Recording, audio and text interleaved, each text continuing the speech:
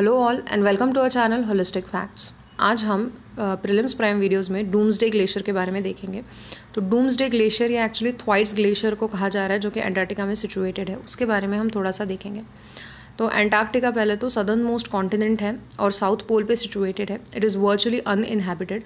अब वर्चुअली अनइनहैबिटेड क्यों बोला है? क्योंकि जो कुछ फ्यू रिसर्च स्टेशंस है वहाँ पे अलग अलग कंट्रीज़ ने इस्टेब्लिश किए हुए हैं।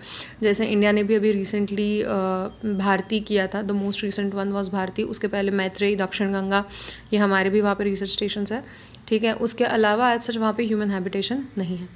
देन वो पूरा लैंड जो है it is ice covered land mass, और the ice in Antarctica holds 90% of the world's fresh water and 80% of that ice is in the eastern part of the continent. और अभी हम क्योंकि थ्वाइट्स ग्लेशियर के बारे में देखने वाले हैं, तो ग्लेशियर क्या होता है? तो it is huge mass of ice that moves slowly over land. तो जब भी लैंड के ऊपर कहीं पे स्लोप है, तो अपने ही मास के वजह से, ग्रेविटी के इन्फ्लुएंस में आइस जो है वो मूव करता है। तो जैसे लैंड पे हमारे यहाँ रिवर्स होती है, ठीक है, वैसे ही अंटार्कटिका के लैंड पे ग्लेशियर्स मूव करते हैं। तो यहाँ पे वर्ल्ड मैप हम देख सकते हैं। ये है अंटार्कटिका की पोजीशन, ठीक है। ये आता है साउथ अमेरिका, और ये जो इनके बीच का पैसेज है इसे कहा जाता है ड्रेक पैसेज, ठीक है। अभी हम आगे बढ़ेंगे, और अंटार्कटिका का याद रखिए पूरा ही part almost it is covered with ice. Then ये अंटार्कटिका का मैप है, ठीक है, और यहाँ पे सिचुएटेड है थ्वाइट्स ग्लेशियर। थ्वाइट्स ग्लेशियर अब यहाँ पे हम देख सकते हैं अमंडसन सी में जो है वो ओपन होता है, और यहाँ पे उसकी मेल्टिंग प्रोसेस जो है वो अभी करंटली स्टार्ट है। अब हम जानते हैं कि all over the world actually South Pole पे भी और अदर देन दैट भी जहाँ पर ह्यूज आइस मास है। अब जैसे रशिया की हमने रिसेंटली न्यूज़ देखी थी, नोरिल्स्क रशिया में एक सिटी है जहाँ पे ऑयल लीक हुआ था। क्यों हुआ था? वहाँ का पर्माफ्रॉस्ट जो है वो मेल्ट हो जाने की वजह से उसके ऊपर बिल्ट जो रिफाइनरी का स्ट्रक्चर था इट कोलैप्स्ड, ठीक है, जिसकी वजह से बहुत ही बड़ा ऑयल लीक हुआ था। एनवायरनमेंट के लिए बहुत बड़ा खतरा है ये एक। और ये जो सारी चीज़ें हो रही है अभी, ये क्लाइमेट चेंज की वजह से हो रही है, ग्लोबल वार्मिंग की वजह से हो रही है, सी टेम्परेचर्स बढ़ने की वजह से हो रही है। तो ये भी उसी का एक फॉल आउट है कि थ्वाइट्स ग्लेशियर जो आप यहीं से देख सकते हैं कि कितना ह्यूज उसका साइज़ है, ठीक है। That is also now melting. तो इसे डूम्सडे ग्लेशियर क्यों बोला जाता है? ग्लेशियोलॉजिस्ट जो होते हैं, मतलब जो ग्लेशियर्स की स्टडी करते हैं, they have described Thwaites as the most important glacier in the world, the riskiest glacier and even the doomsday glacier. उसका साइज़ बहुत ही ज़्यादा बड़ा है। It is of the size of Britain, ठीक है, and already accounts for 4% of world's sea level rise each year. तो melt हो के सी लेवल राइज में वो 4% का कंट्रीब्यूशन करता है, जो कि सिंगल ग्लेशियर के लिए बहुत ही ज़्यादा है। एंड सैटेलाइट डेटा शोज़ कि अब ये मेल्टिंग धीरे धीरे इंक्रीज़ हो रहा है। और अब जैसे कि हम जानते हैं कि एक्सट्रीम कोल्ड कंडीशंस है, ये बहुत हार्श वेदर है, बहुत एक्सट्रीमिटीज़ में है। तो ग्लोबल वार्मिंग का जो इफ़ेक्ट होता है वो ऐसे रीजन्स में और भी ज़्यादा दिखाई देता है, ठीक है। इसके वजह से अब मेल्टिंग भी बहुत फास्ट हो रहा है यहाँ पे। Then there is enough water locked up in to raise the world sea level by more than half a metre. World sea level आप देख सकते हैं। वाटर हमारा प्लैनेट जो है उसको वाटर प्लैनेट बोला जाता है, ठीक है। मोर देन 70% पानी से कवर्ड है वो, और इस पूरे पानी का लेवल हाफ मीटर से बढ़ाने का पोटेंशियल खाली इस एक ग्लेशियर में है, ठीक है। तो आप समझ सकते हैं कि इससे कितना ज़्यादा फ़र्क पड़ सकता है। और हाफ मीटर राइज भी हो जाए अगर, तो भी हमारे यहाँ एनवायरनमेंट में बहुत डिफरेंट क्या बोल सकते हैं, हज़ार्डस सिचुएशंस क्रिएट हो सकती है। जैसे स्टॉर्म सर्जेस हो सकते हैं, साइक्लोन्स जो है वो और स्ट्रॉन्ग हो सकते हैं, ठीक है। तो इसी वजह से इसे डूम्सडे ग्लेशियर भी बोला जा रहा है, क्योंकि हाफ मीटर राइज ये बहुत ही डेंजरस है। इवन हाफ मीटर, ठीक है, कोस्टल रीजन्स वगैरह के लिए बहुत एक डेंजर पोज करता है। और डूम्सडे का मतलब क्या होता है कि जब जैसे कि क़यामत का दिन हो, ठीक है, कि सब अब ख़त्म होने वाला है। It is the most dangerous thing that can happen. तो ये डूम्सडे ग्लेशियर है, this can bring us that doomsday. तो मेल्ट रेट्स आर इंक्रीजिंग, ठीक है। क्यों हो रहे हैं पहली बात तो, और क्यों, क्या इनका इम्पैक्ट क्या होता है? तो most glaciers that flow into sea have what is known as a ice pump, ठीक है। सी वाटर सॉल्टी होता है और डेंस होता है, ठीक है, ये तो हम जानते ही हैं कि सॉल्ट होने की वजह से उसकी डेंसिटी ज़्यादा है, और फ्रेश वाटर जो होता है वो सी वाटर के ऊपर हमेशा फ्लोट करता है। मेल्ट वाटर फ्रेश होता है तो वो रिलेटिवली लाइट होता है।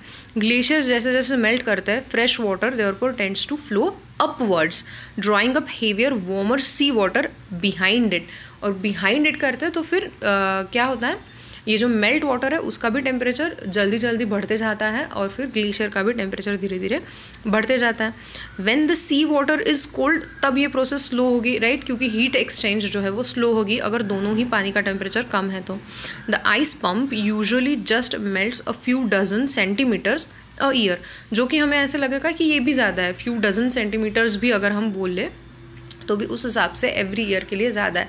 बट होता क्या है कि जिस हिसाब से ये मेल्ट भी होता है, क्योंकि ऑब्वियसली ये पानी से सराउंडिंग है तो melting is a natural process, but उतना ही स्नो उतना ही आइस फिर से क्रिएट हो जाता है, ठीक है। इसीलिए ये पंप जो है ये मेंटेन रहता है, जितना मेल्ट होता है उतना ही क्रिएट भी होता है, ठीक है। बट वार्मर अगर वाटर है तो it transforms the process according to the scientist. तो साइंटिस्ट का ये कहना है कि ऑब्वियस सी बात है कि वार्मर अगर जितना वाटर होगा तो मेल्टिंग रेट ज़्यादा होगा, राइट, और ऑलरेडी एटमॉस्फेरिक टेम्परेचर्स भी बढ़ रहे हैं तो आइस फॉर्मेशन, स्नो फॉर्मेशन भी कम होगा, तो जितना आइस या स्नो मेल्ट हो रहा है उतना रिप्लेस नहीं हो रहा है, जिसके वजह से मेल्टिंग इंक्रीज होते जा रहा है, ठीक है। Evidence from other glaciers shows that if you increase the amount of warm water that is reaching the glacier, the ice pump works much faster, ठीक है, which is an obvious thing.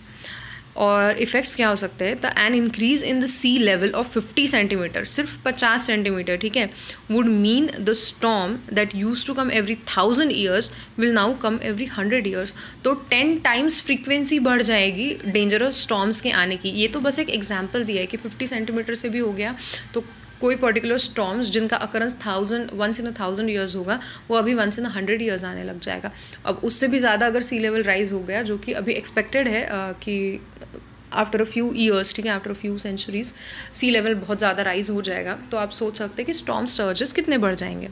Then first, water is increasingly invading coastal areas, causing soil erosion and threatening farm land, housing और recreation area. ये सारी चीज़ें तो already start हो चुकी है सी लेवल राइज की वजह से, ठीक है। अब हमारे यहाँ पे भी हम देखते हैं जो फ्लडिंग सीजन होता है, साइक्लोनिक सीजन्स होता है, ठीक है, साइक्लोन्स सीवियर होते जा रहे हैं, फ्लडिंग बहुत ज़्यादा होते जा रहा है, पानी रिसाइड नहीं करता है जल्दी से, और लाखों में लोगों को डिस्प्लेस करना पड़ता है हर वक्त इस पर्टिकुलर सीजन के वक्त, ठीक है। तो ये तो शुरुआत हो ही चुकी है। Then flooding of wetlands and pollution of aquifers also occur, affecting the flora and fauna of each place, causing the loss of habitat of fish, birds, plants and many other species. Basically it will result in biodiversity loss, और हम जानते हैं biodiversity और diverse genetic pool maintain करना हमारे लिए बहुत ज़्यादा इंपॉर्टेंट है। On the other hand, a higher sea level causes heavy rains and strong winds also, and then unleashes severe storms वगैरह and other big atmospheric phenomena, ठीक है। अब थ्वाइट्स ग्लेशियर में अकेले में अगर इतनी कैपेसिटी है कि 0.5 मीटर से राइज हो सकता है, एंड वर्ल्ड ओवर हम जानते हैं ग्लेशियर्स जो है उनका मेल्टिंग रेट बढ़ चुका है, ठीक है। देन सोशल एस्पेक्ट अगर देखें तो it is a constant threat of sea level rise menaces hundreds of million people living in coastal communities के लिए ये प्रॉब्लम है, ठीक है। उन्हें डिस्प्लेस होना पड़ता है, उन्हें अपने घर अबैंडन कर देने पड़ते हैं, और इसी को फोर्स्ड माइग्रेशन बोला जाता है। अब यूनाइटेड नेशंस में फ़िलहाल रेफ्यूजी कन्वेंशन जो है इन्हें as a climate refugee officially add नहीं किया गया है, ठीक है, बट क्लाइमेट रेफ्यूजी को डिफ़ाइन करने की या फिर उन्हें आइडेंटिफाई करने की कोशिश लास्ट ईयर कुछ की गई थी, ठीक है। तो उसके चलते अब इन्हीं को फोर्स माइग्रेशन बोला जाता है, और इसके चलते अब बात यही चल रही है कि क्लाइमेट रेफ्यूजीज़ को भी हम रेफ्यूजीज़ की तरह ट्रीट करेंगे, राइट। देन जिनको क्लाइमेट चेंज की वजह से अपने घर छोड़ने पड़े हो, ना कि परसिक्यूशन की वजह से। Finally, low-lying islands would be swallowed by the oceans, leading to disappearance of large land areas, even some countries. अब जैसे कि हम जानते हैं कि countries like Maldives, मॉरिशस, ये सारी आइलैंड कंट्रीज़ हैं, ठीक है, प्लस इनके आइलैंड साइज़ काफ़ी छोटे हैं। मोस्ट ऑफ द कंट्रीज़ में इनके जो आइलैंड्स हैं वो अटॉल्स है, ठीक है, तो वाटर बॉडी से बहुत क्लोज कॉन्टैक्ट है, और थोड़ी सी भी सी लेवल अगर राइज हो गई तो दिस विल बी सबमर्ज्ड। तो ये वीडियो तो इतना ही था थ्वाइट्स ग्लेशियर के बारे में, और इसी को डूम्सडे ग्लेशियर भी बोला जाता है, कभी प्रीलिम्स में पूछ भी सकते हैं, ठीक है। And I hope you like this video, and if you did, please like, share and subscribe to our channel Holistic Facts. Thank you.